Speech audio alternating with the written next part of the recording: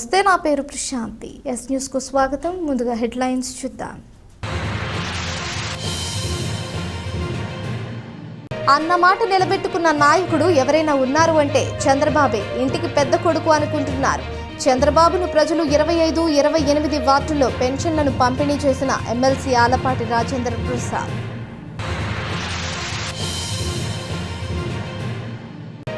పట్టణ చెంచుపేటలో ఆక్రమణల తొలగింపు స్వయంగా పర్యవేక్షించిన 3 టౌన్ సీఐ సాంబశివరావు. పదే పదే చెప్పిన ఆక్రమణదారులు పెడచెవిన పెట్టడంపై ఆగ్రహం.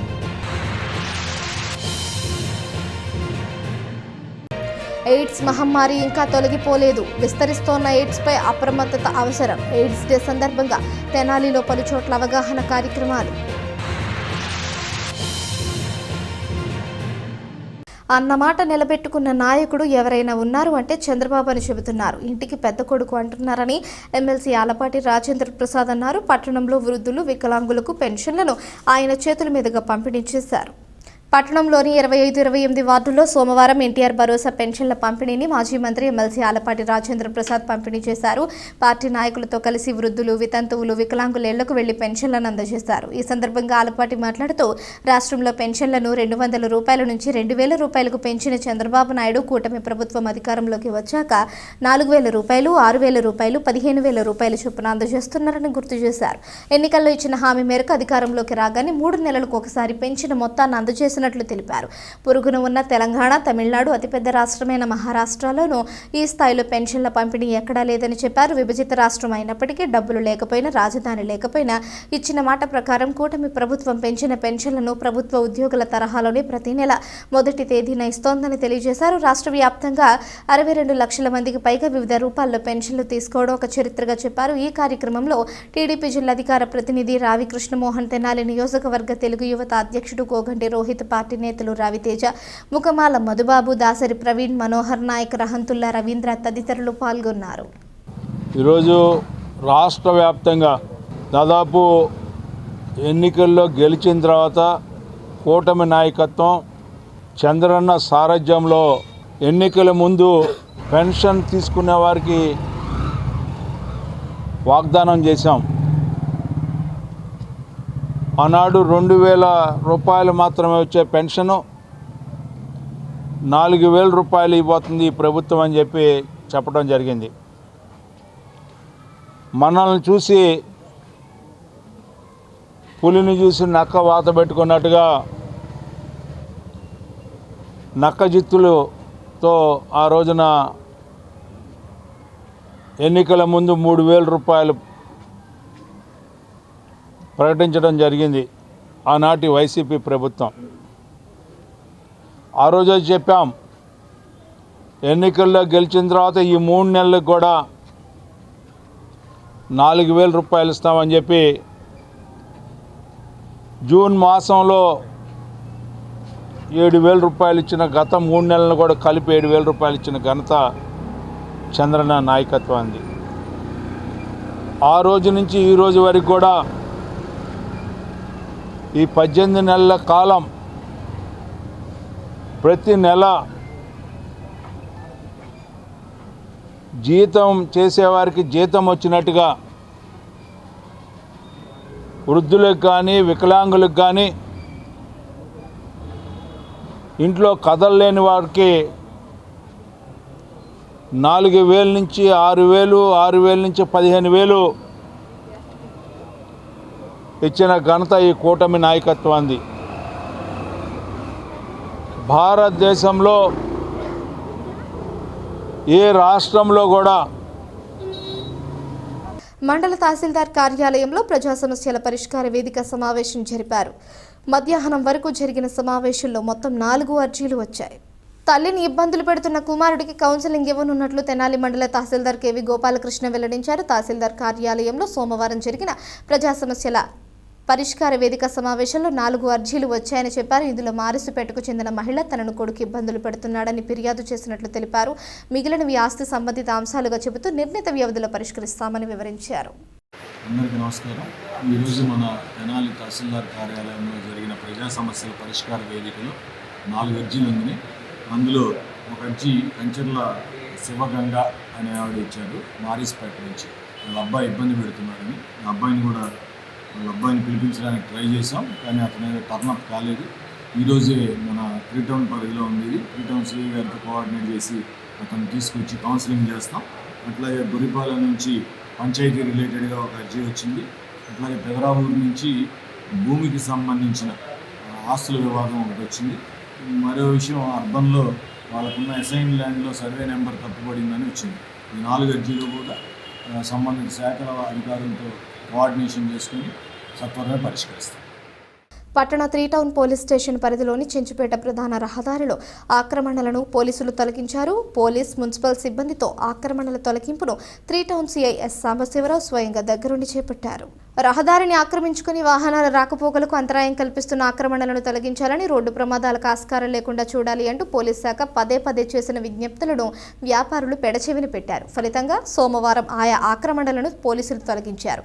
20 మందికి పైగా పోలీసులు, మున్సిపల్ సిబ్బంది, జేసీబీతో సహా ఆక్రమణలను 3 టౌన్ సీఐ సాంబశివరావు దగ్గరుండి మరీ తొలగించారు. గత వారం రోజులుగా ఆక్రమణదారులకు ఎన్నిసార్లు చెప్పినా పట్టించుకోకపోవడంపై విచారం వ్యక్తం చేశారు.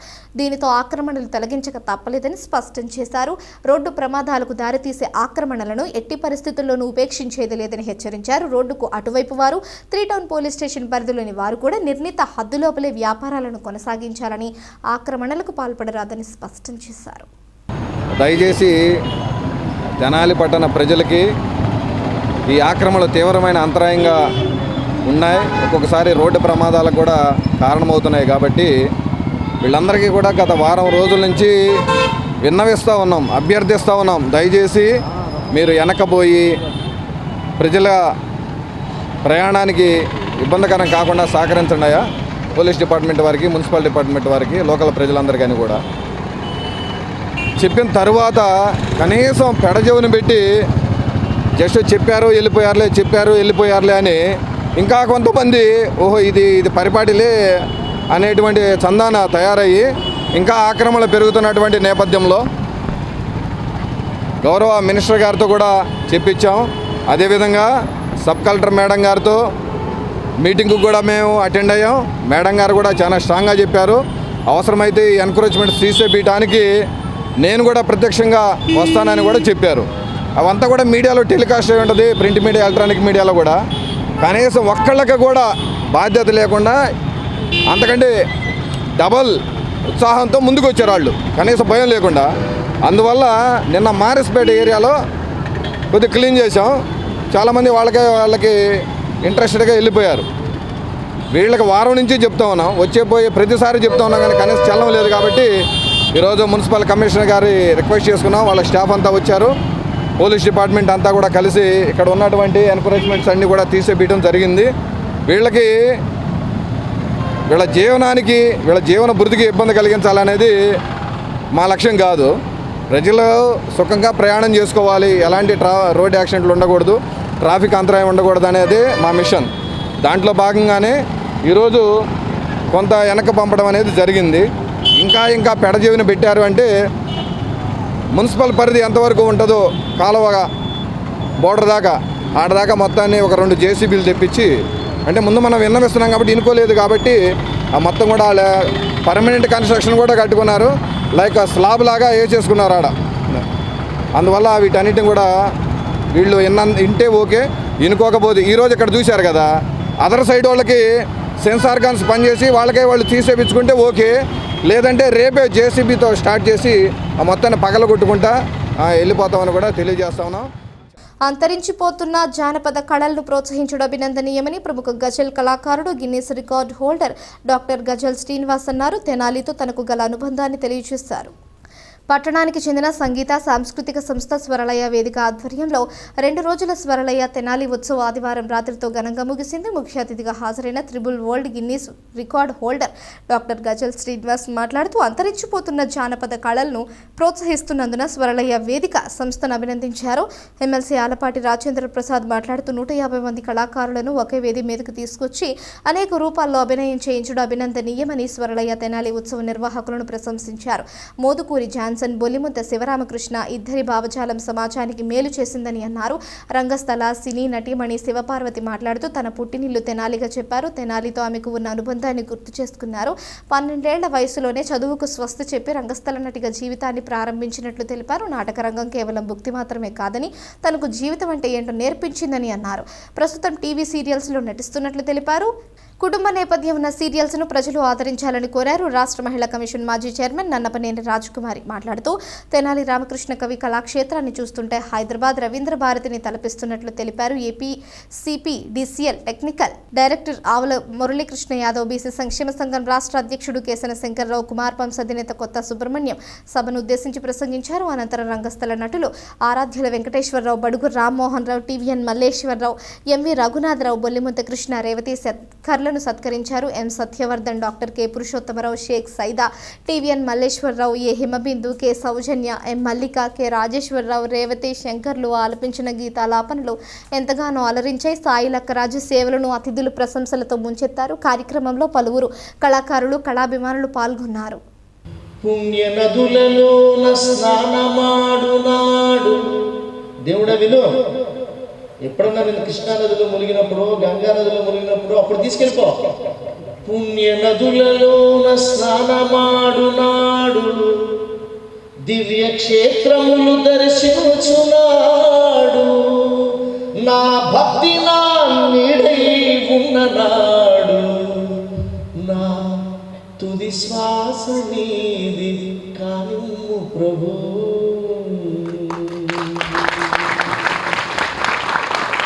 ఇంకా చాలా మంచి పనులు చేస్తానయ్యా.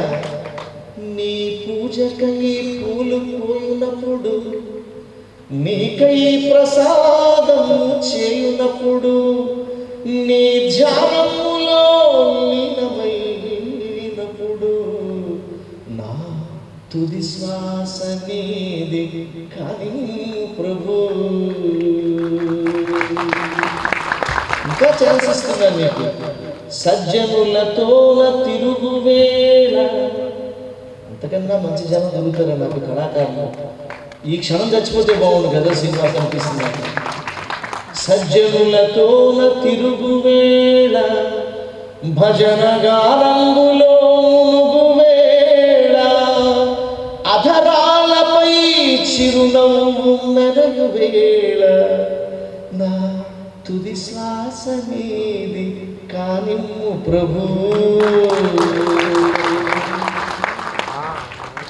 గొంతులోకి ప్రాణము చేరు సమయాన, అర్థం చేసుకోవయ్యా దేవుడా, గొంతులోకి ప్రాణము చేరు సమయాన, ఏ రోగము నన్ను తాకని తరుణాన, యముడు నా వైపు చూడని నిమిషాన, నా తుది శ్వాస నీది కానిమ్ము ప్రభు. ఇవన్నీ అడిగాను కదా, నువ్వు వచ్చేస్తావేమో గబగబా, నువ్వు వచ్చేస్తావేమో, కానీ చిన్న ఆబ్లిగేషన్ ఉంది. వడి వడిగా నా కొరకు నీ వచ్చునాడు, పరధ్యాసలో నన్ను మరువని నాడు, రాధమ్మని తోడుగా వచ్చిన నాడు, నా తుది శ్వాస నీది కానిమ్ము ప్రభు. నిన్ను నమ్ము వెర్రి భక్తుని పిచ్చి కోరిక, చేసుకోవయ్యా నా కొరకు క్షణమైన తీరిక, అందుకోవయ్యా నా ప్రియ గీతిక, నా తుది శ్వాస.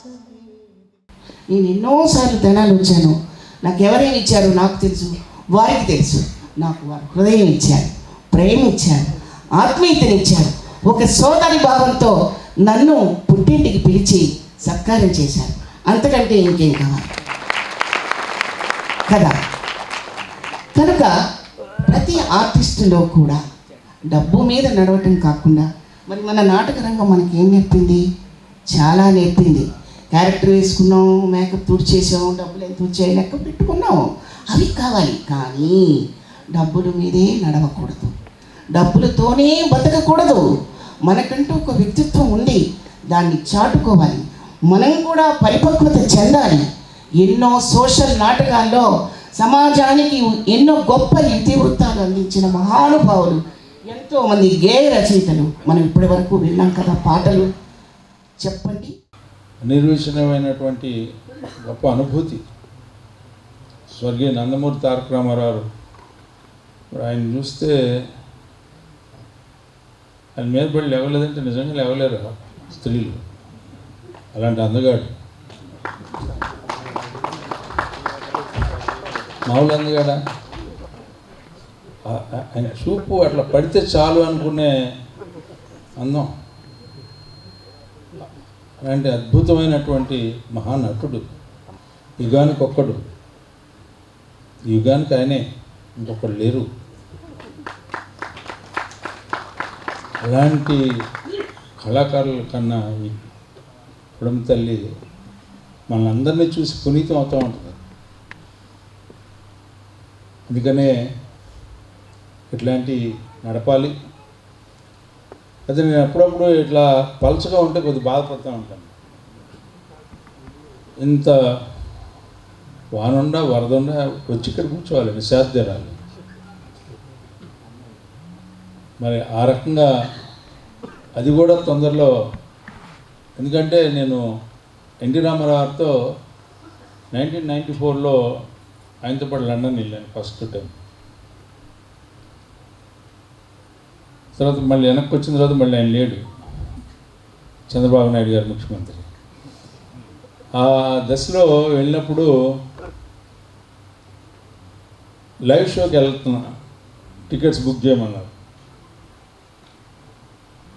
అంటే ఎవరు వస్తారంటే అందరూ ఈ నాటకాలు అనగానే ఎవరికైనా జారిపోయారు.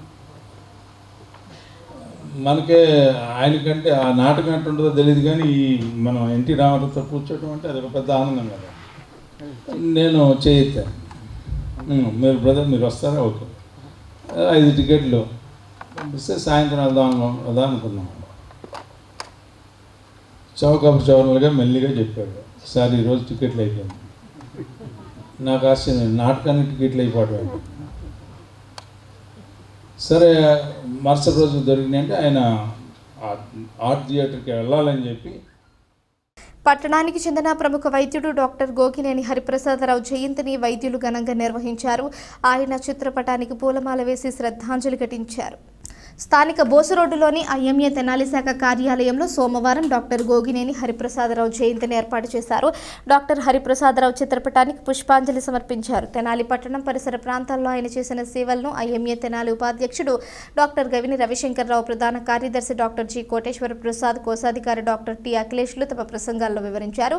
పట్టణానికి చెందిన ప్రముఖ వైద్యులు doctor Kommineni Ramesh Babu, doctor K Anil Kumar, doctor JV Subba Rao, doctor K Srinivasa Rao, doctor G Narasimha Rao, doctor MV Satyanarayana, doctor G Sambasiva Rao, doctor V Vishwamohan Rao, doctor Koti Nagaiah, doctor V Seshagiri Rao, doctor K Nishant తదితరులు పాల్గొన్నారు. Practitioner of doctor Gogineni Hariprasad garu, senior practitioner of Tenali, and he is very dedicated towards the activities of IMA, and he is a regular visitor to all the clinical meetings, and he is a great soul, and he dedicated his body to the Guntur Medical College after his death. May his soul rest in peace. Hariprasada Rao గారు తెనాలి ప్రాంత ప్రజలకు అందరికీ కంటి వైద్యులుగా అనేక సేవలు అందించారు. అట్లనే Tenali IMA తరపున వారి సేవలు ఎంతో అమోఘం. ఈరోజు డాక్టర్ గోగినేని హరిప్రసాదరావు గారిని స్మరించుకుంటూ వారిని పూలమాలతో సత్కరించడం జరిగింది. దీనికి తెనాలి ఐఎంఏ సభ్యులందరూ ఇచ్చేసి హెచ్ఐవి ఎయిడ్స్ బాధితులు సక్రమంగా మందులు వాడుతూ తగిన పోషకాహారం తీసుకుంటే వారి జీవితకాలం పెరుగుతుందని తెనాలిలోని జిల్లా ప్రభుత్వ ఆసుపత్రి సూపరింటెండెంట్ డాక్టర్ సౌభాగ్యవాణి తెలిపారు. ప్రపంచ ఎయిడ్స్ డే సందర్భంగా సోమవారం స్థానిక చెంచుపేటలోని జిల్లా ప్రభుత్వ ఆసుపత్రిలోని ఏఆర్టీ సెంటర్లో అవగాహన సదస్సు నిర్వహించారు. ఎయిడ్స్ నిరోధానికి తీసుకోవాల్సిన చర్యలను జిల్లా ప్రభుత్వ అధికారి సూపరింటెండెంట్ డాక్టర్ సౌభాగ్యవాణి వివరించారు. ఎవరికైనా ఎయిడ్స్ వచ్చినట్లయితే బాధితులు తీసుకోవాల్సిన జాగ్రత్తలను తెలియజేశారు. కార్యక్రమంలో doctor doctor Ramya Krishna, doctor Sneha మాట్లాడుతూ ఎయిడ్స్ బాధితులు క్రమం తప్పకుండా మందులు వాడాల్సిన ఆవశ్యకతను తెలిపారు. Red cross Tenali unit chairperson Ummaneni Bhanumathi మాట్లాడుతూ ఎయిడ్స్ వ్యాధి ఇంకా వ్యాప్తి చెందుతున్నందున అప్రమత్తంగా ఉండాలని సూచించారు. రోగులు 350 మందికి రొట్టెలు పంపిణీ చేశారు. కార్యక్రమంలో రెడ్ క్రాస్ కోశాధికారి Nalam Srimannarayana Murthy, youth red cross wing JMJ పాల్గొన్నారు. ఈరోజు నమస్కారం అండి అందరికీ. ఈరోజు అంతర్జాతీయ ఎయిడ్స్ దినోత్సవం సందర్భంగా మేము ప్రతి సంవత్సరం లాగానే ఈ సంవత్సరము ఎయిడ్స్ రోగులకి పండ్లు బ్రెడ్స్ పంచడానికి వచ్చాము. మరి ఈ ఎయిడ్స్ అనేది చాలా వరకు తగ్గాలని కోరుకుంటున్నాము. కానీ మన గుంటూరు జిల్లా లెక్కల ప్రకారము మరి ఎక్కువగానే కనపడుతుంది.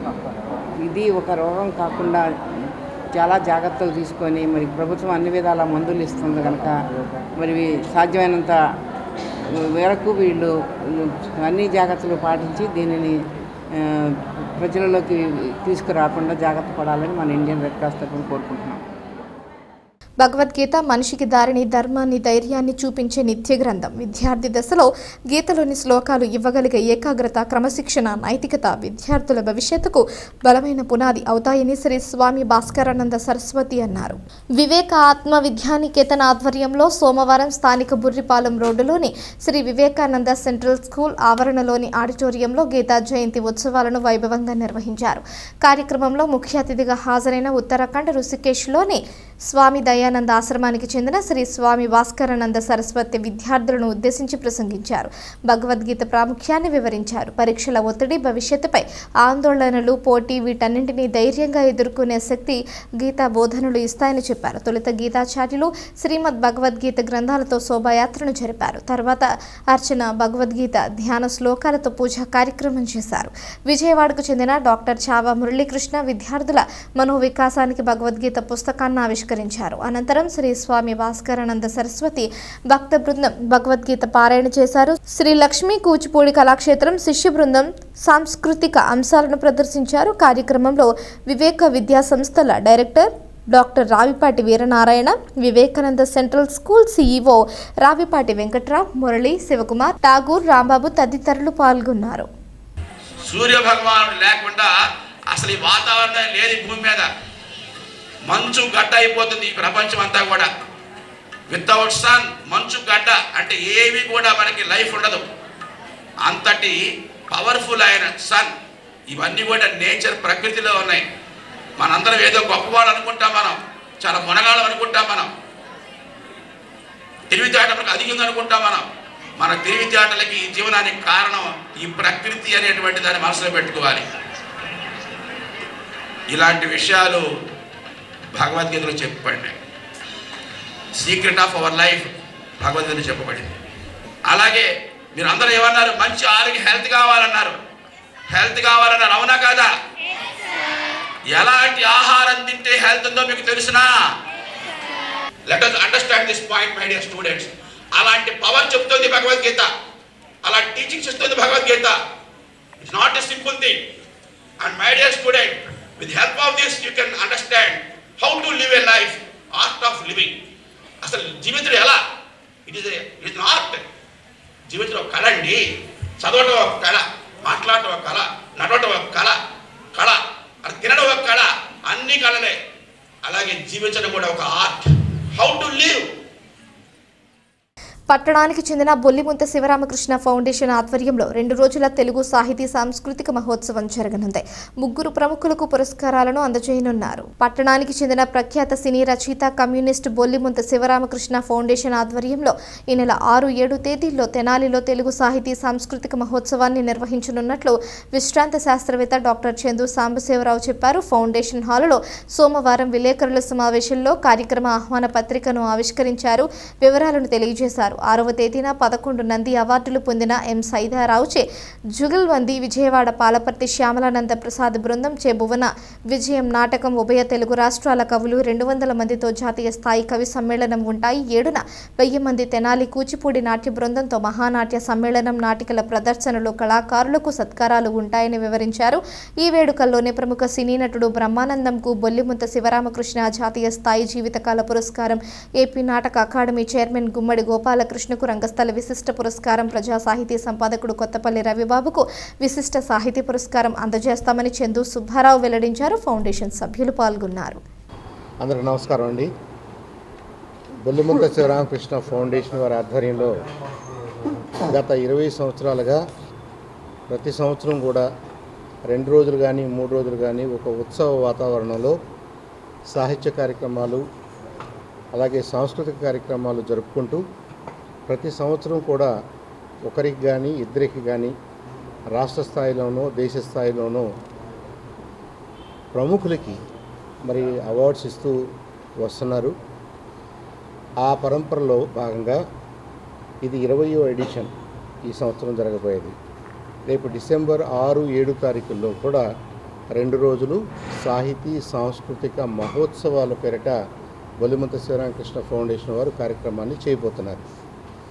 ఈ కార్యక్రమంలో ప్రధానమైన అంశాలు ఏంటంటే 7వ తారీఖున మనందరికీ సుపరిచితమైనటువంటి ప్రముఖ సినీ నటుడు, హాస్య నటుడు శ్రీ బ్రహ్మానందం గారికి, కె బ్రహ్మానందం గారికి జాతీయ స్థాయి బొల్లిమంత శివరామకృష్ణ జీవన సాఫల్య పురస్కారాన్ని అందించడం జరుగుతుంది.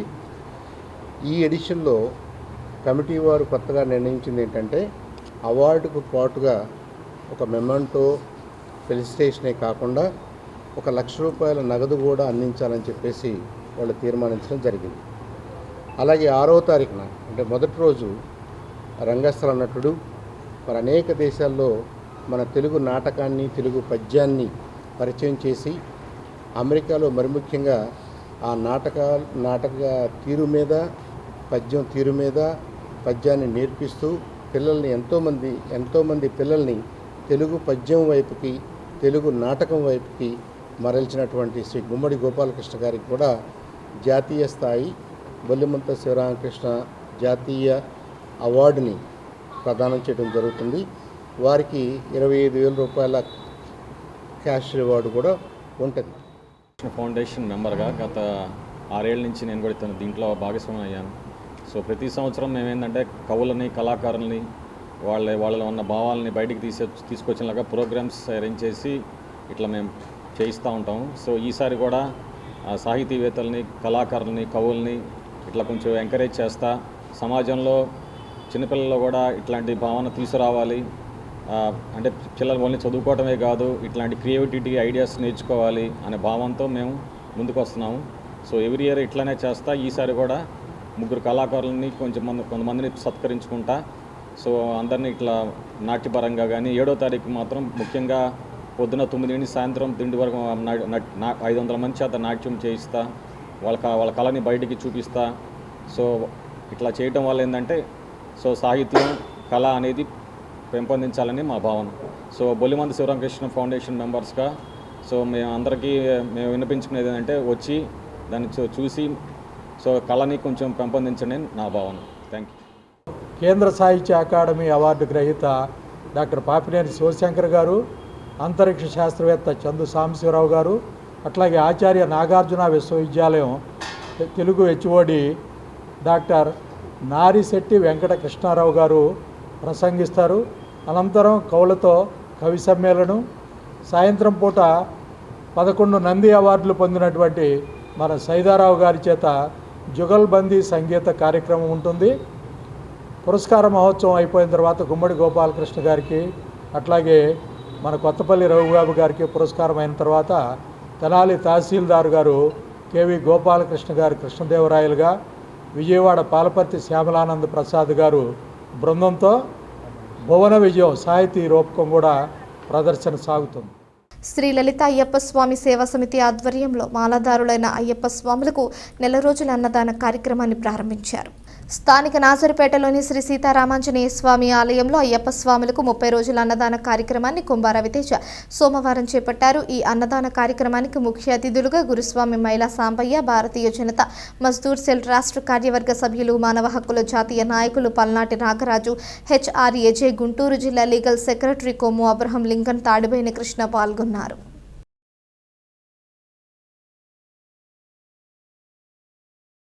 వక్ఫ్ బోర్డు ఆస్తులను ఉమీద్ పోర్టల్లో అప్లోడ్ చేయాలని ఏపీ వక్ఫ్ బోర్డు డైరెక్టర్ మొహమ్మద్ ఇస్మాయిల్ బేగ్ సంబంధిత ముతవల్లీలకు విజ్ఞప్తి చేశారు. ఏపీ స్టేట్ వక్ఫ్ బోర్డు డైరెక్టర్ మొహమ్మద్ ఇస్మాయిల్ బేగ్ సోమవారం ఆటోనగర్లోని తన కార్యాలయంలో విలేకరుల సమావేశం నిర్వహించారు. కేంద్ర ప్రభుత్వ ఆదేశానుసారం ఈ నెల 5వ తేదీలో వక్ఫ్ ఆస్తులన్నింటినీ ఉమీద్ పోర్టల్ అప్లోడ్ చేయాల్సి ఉందని తెలిపారు. తెనాలి ప్రాంతంలోని వక్ఫ్ ఆస్తులను వివరించారు. ఆయా ఆస్తుల పరిరక్షణ నిమిత్తం ఎవరైతే ముతవల్లీలుగా వ్యవహరిస్తున్నారో వారంతా వాటిని ఉమీద్ పోర్టల్ అప్లోడ్ చేయవలసిందిగా, అయినది లేనిది తెలుసుకొని లేని వాటిని అప్లోడ్ చేయాలని సూచించారు. కేంద్ర ప్రభుత్వం ఏదైతే వక్ఫ్ ఆస్తులను ఉమీద్ పోర్టల్లో ఈ నెల 5వ తారీఖులోపు అప్లోడ్ చేయండి అని తెలియజేసిందో, సమయం కూడా చాలా దగ్గరికి వచ్చేసింది. కాబట్టి వక్ఫ్ ఆస్తులను అయిన కాడికి, వక్ఫ్ దృష్టిలో ఉన్న కాడికి ఐఏలు, ఇన్స్పెక్టర్ ఆఫ్ ఆడిటర్లు మ్యాక్సిమం చేస్తున్నారు. అయినా కూడా కొన్ని మిస్ అవుతాయి. కాబట్టి అటువంటి మిస్మేనేజ్మెంట్ జరగకుండా అన్నీ సక్రమంగా ఎక్కాలనే ఉద్దేశంతో ఏదైతే ఇప్పుడు నేను తెనాలి నియోజకవర్గ చుట్టుపక్కల ఉన్నటువంటి ఆస్తులను తెలియజేస్తున్నాను. వీళ్ళు ఒకసారి తమ ఆస్తులు వక్ఫ్ బోర్డులోకి అప్లోడ్ అయినాయా లేదా అనేది కూడా చూసుకుంటారనే ఒక ముఖ్య ఉద్దేశం. అదేవిధంగా వక్ఫ్ బోర్డు ఆస్తులు తెనాలి పరిసర ప్రాంతాల్లో ఏమున్నాయి అనేది ప్రజలకు తెలియజేయాలనే ఒక సదుద్దేశంతో మీడియా ద్వారా ఈ విషయాలను తెలియజేస్తున్నాను. ముందుగా మసీదులకు వచ్చేసేటప్పటికి ఇది వక్ఫ్ బోర్డు 1962లో ఫస్ట్ సర్వే జరిగినప్పుడు ఎక్కినటువంటి ఆస్తుల లిస్టు మన తెనాలి నియోజకవర్గంలో ఉంది. తర్వాత సెకండ్ సర్వే 1995 జరిగింది, కానీ తెనాలి ప్రాంతంలో అది సర్వే జరగలేదు. 1962లో జరిగిన సర్వే ప్రకారము ఈద్గా, మన తెనాలి చెంచుపేటలో ఉన్న ఈద్గా మొహమ్మద్ ఇస్మాయిల్ బేగ్ గారు ముతవల్లిగా ఉన్నారు. ఆ టైంలో షేక్ ఇమామ్ సాబ్ మెంబర్లుగా, ఎస్ఏ వహాబ్ సాబ్, షేక్ ఆదం సాబ్, అబ్దుల్ హమీద్ సాబ్, వీళ్ళ 5గురు మెంబర్లుగా ఈద్గాని 1962లో నడుపుతున్నప్పుడు ఇది ఫస్ట్ సర్వేలో ఎక్కించబడింది. అదేవిధంగా మసీదులు వచ్చేటప్పటికి తెనాలి ప్రాంతంలో ముందుగా జామియా మసీదు, మన రతాడాగి సెంటర్లో ఉన్నటువంటి జామియా మసీదు, ఆ తర్వాత ఇస్లాంపేటలో ఉన్నటువంటి జామియా మసీదుకి అప్పుడులో ముతవల్లిగా ఉన్నది అబ్దుల్ రజాక్ సాబ్ గారు. అదేవిధంగా ఇస్లాంపేటలో ఉన్న మసీదుకి మొహమ్మద్ ఇబ్రాహీం సాబ్ గారు 1962లో. అదేవిధంగా మారిస్పేటలో ఒక మసీదు ఉంది, దాన్ని గుల్జార్ అలీ సాబ్ అని వీళ్ళు ముతవల్లీలుగా వ్యవహరిస్తూ ఉన్నారు. వక్ఫ్ బోర్డుకి ఎక్కించడం వల్ల ఇవన్నీ కూడా ప్రభుత్వ దృష్టిలో ఉంటాయి. కాబట్టి వాటి గురించి దిగులు పడాల్సిన అవసరం ఉండదు. ఇప్పుడు మన యువత ఆలోచన ఎలా ఉందంటే, వక్ఫ్ బోర్డుకి ఇస్తే ఇది మొత్తం వక్ఫ్ బోర్డుకి వెళ్ళిపోతాయేమో అనే ఉద్దేశంతో వక్ఫ్ బోర్డు జోలికి పోకూడదు అని వాళ్ళ ఆలోచన కొద్దిగా ఆ విధంగా ఉంది. అది మార్చుకోండి. సర్వే ఎప్పుడు జరిగినా లేదా వక్ఫ్ బోర్డు ఎప్పుడు పిలిపించినా మీ ఆస్తులను వక్ఫ్ బోర్డు పరం చేయండి అన్నప్పుడు మీరు ఏ విధంగా ఆలోచించకుండా, ఏ విధమైనటువంటి చెడు ఆలోచన లేకుండా తీసుకెళ్ళి వక్ఫ్ బోర్డు వాళ్ళ దగ్గర మీ ఆస్తులను జమ చేయడం చేయండి.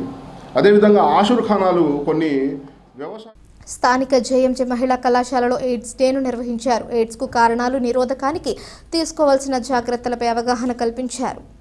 ఎయిడ్స్ దినోత్సవం సందర్భంగా సోమవారం స్థానిక జేఎంజే మహిళా కళాశాలలో విద్యార్థినులు red ribbon committee, red cross Tenali unit సంయుక్తంగా అవగాహన కార్యక్రమాన్ని నిర్వహించారు. ప్రజలకు అవగాహన కల్పించడం కోసం పోస్టర్ పెయింటింగ్ పోటీలు, ర్యాలీ జరిపారు. హెచ్ఐవి సోకితే ఎలాంటి జాగ్రత్తలు తీసుకోవాలో తెలియజేశారు. కళాశాల principal doctor sister Shanta, vice principal doctor sister Roslin మాట్లాడారు.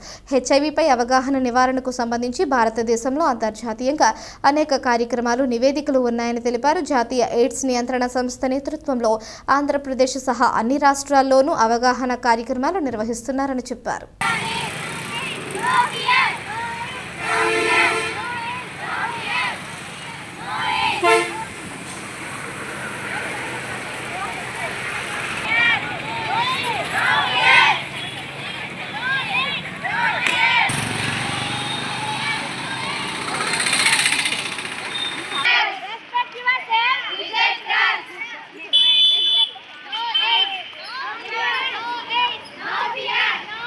విద్యార్థి దశ నుంచి పుస్తక పఠనం అలవర్చుకోవడం జీవితంలో ఎంతో ఉపయోగపడుతోందని మాజీ ఎంపీ మైనేని రత్నప్రసాద్ చెప్పారు. పుస్తక పఠనం ప్రయోజనంపై ఏర్పాటైన సమావేశంలో ఆయన విద్యార్థులకు పలు సూచనలు చేశారు.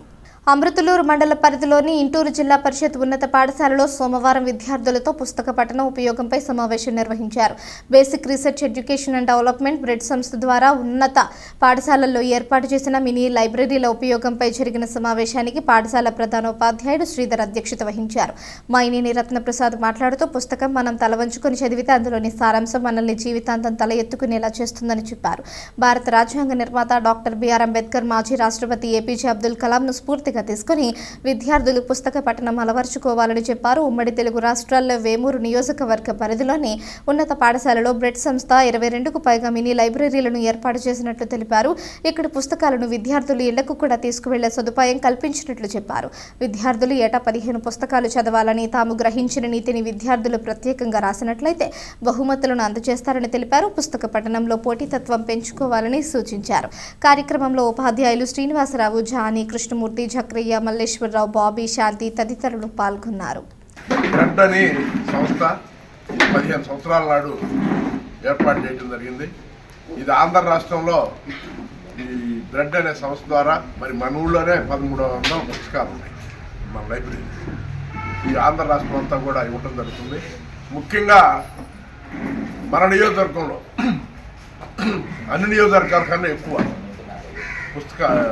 లైబ్రరీలు 22 లైబ్రరీలు ఇచ్చాము జిల్లా పరిషత్. అట్లాగే మరి ఇంత ఎక్కువ ఇచ్చిన నియోజకవర్గం లేదు. మనం ఎందుకంటే ఈ జిల్లా పరిషత్ హై స్కూల్లో చదువుకునేదంతా కూడా పేద పిల్లలు, మరి మీ అందరికీ అన్ని సౌకర్యాలు ఉండవు కాబట్టి ఈ పుస్తకాలు చదువుకోవాలనే ఉద్దేశంలో మరి బ్రెడ్ సంస్థ ద్వారా నేను జిల్లా కోఆర్డినేటర్ ఉండగా ఎక్కువ చేయటం. అట్లాగే వీటికి ఇచ్చేది ఎవరికంటే NMS national means merit scholarships అని 6 ఏ స్కూల్కి వస్తాయో ఆ స్కూల్కి ఇస్తారు. కానీ నేను ఆ రోజు దాంట్లో ఉండటం వల్ల ఈ అందరికీ చేయటం జరిగింది. మీరు బాగా మరి ఇవాళ అంబేద్కర్ గారు కానీ అబ్దుల్ కలాం గారు కానీ అంత గొప్పవాళ్ళు అయ్యారంటే పుస్తకాలు చదవబట్టి. ఆ రోజుల్లో టీవీలు లేవు, ఫోన్లు లేవు. కాబట్టి మీరు ఆ టీవీలు, ఫోన్లు కన్నా ఇక్కడ అన్ని పుస్తకాలు దాదాపు మీ లైబ్రరీ జక్రే మాస్టర్ గారు చూపిస్తారు, హెచ్ఎం గారు, మిగిలిన ఉపాధ్యాయులు.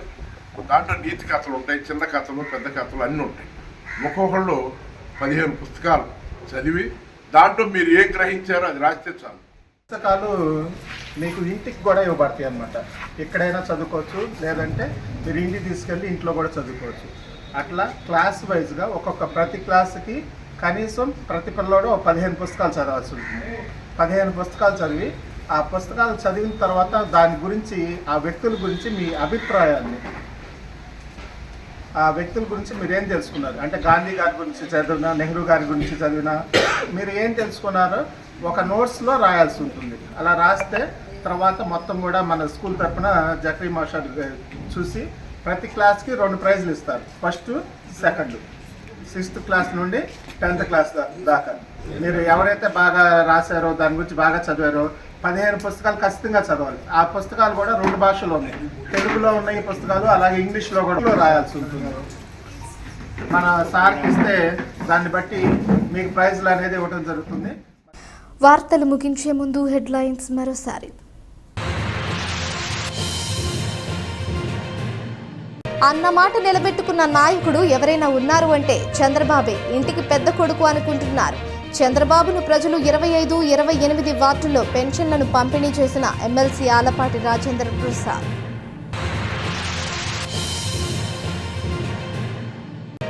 పట్టణ చెంచుపేటలో ఆక్రమణల తొలగింపు స్వయంగా పర్యవేక్షించిన 3 టౌన్ సీఐ సాంబశివరావు.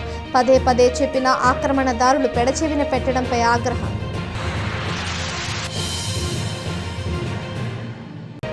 ఎయిడ్స్ మహమ్మారి ఇంకా తొలగిపోలేదు. విస్తరిస్తోన్న ఎయిడ్స్పై అప్రమత్తత అవసరం. ఎయిడ్స్ డే సందర్భంగా తెనాలిలో పలుచోట్ల అవగాహన కార్యక్రమాలు.